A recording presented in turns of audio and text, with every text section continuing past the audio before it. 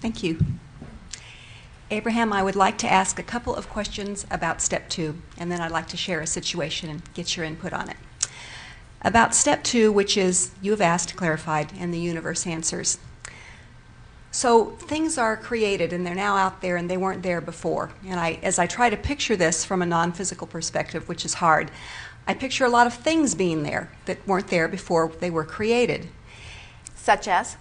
Well, all of our dreams, the businesses we want to create, the mates we want to materialize, the things we want, the feelings we want to have, everything. Stuff that you can see and not see. But the point is, it wasn't there before it was expressed. And now it's there, even though it may not be manifested yet. So it's there in sort of essence form. In the metaphysical plane.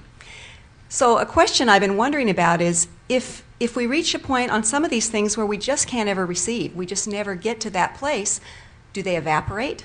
Do they stay there forever? What happens to them? They're there for you eternally. Okay. Ready for you anytime you relax and let them in. So they don't go away even if you Never. forget about them or you give up? Never. I see. As long as the desire is still within you, and those desires are eternal, you continue to amend them, but we never see you reverse them. So they really don't ever go away. And the reason that we love this response to your very wonderful question is because we're wanting you to realize that there's no rush, that you get to just keep amending and defining and bringing yourself into alignment. And there's another thing we want to give you. Because you have these many facets and there are many desires that you hold simultaneously, not only do the desires not evaporate, they merge with one another so that they can all be answered at once. In other words, Source has the ability and the facility and the knowledge and the love to integrate each and every desire that you hold so that you can receive them all fully. One doesn't cancel the other one out. So That's why sometimes you don't recognize them when they come right away, because you lose touch with all that you are asking for. Mm-hmm. That's happened, and I think, well, I've kind of given up on that, or if I want it now, 10 years later, I've got to go back and recreate it, and you've added some clarity. Well, in there. that 10 years, you have amended it to be something different than it was back then. But it could have been manifesting all along the way, or it can be growing along with you, and you can let it in at any point that you want to. Sometimes these dreams are actually more manageable and more beneficial and more satisfying as they remain in dream state longer, because if everything that you ever thought you wanted manifested instantly, your life would become rather complicated.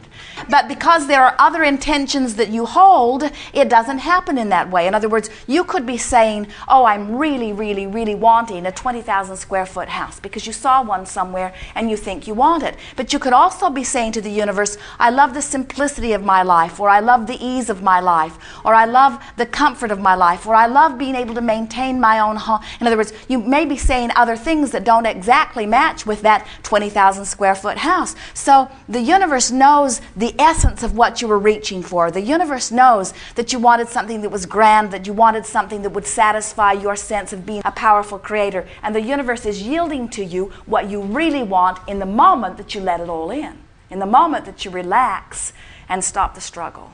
And we think that one of the biggest struggles that, as you stop it, brings so much satisfaction. One of the biggest struggles is the struggle of trying to prove your value through your creations. Ooh, yeah.